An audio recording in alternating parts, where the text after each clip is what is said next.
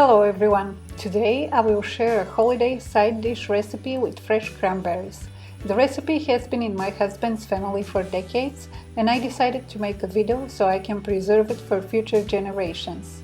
For 12 servings of cranberry salad, you will need 2 bags of fresh cranberries at 12 ounces each, or total of 24 ounces of fresh cranberries, 1 cup of white sugar, 1 8-ounce can of crushed pineapples, half a pound of miniature marshmallows, and 1 cup of Cool Whip. Before you start making the salad, you will have to wash the cranberries. So wash them under cold water and then spread them over a towel and wait until they're completely dry. And if you're in a hurry, you can place another towel on the top of them and just gently roll it back and forth until they're dry. But don't use wet cranberries because your salad is gonna be mushy.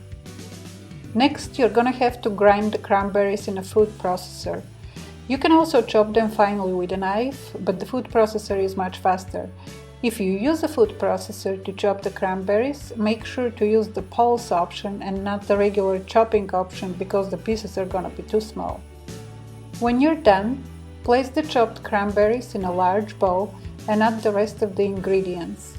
The 1 cup of sugar, the 8-ounce can of crushed pineapples. Mix those 3 very well together.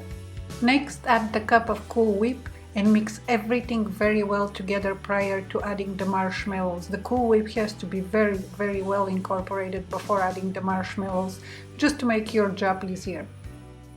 Next, add the bag of marshmallows and again mix everything very well together. And finally, cover the bowl with saran wrap and let it sit in the refrigerator for 24 hours prior to serving. The salad will taste and look so much better. I hope you enjoyed this recipe as so many of the Johnsons have over the past few decades.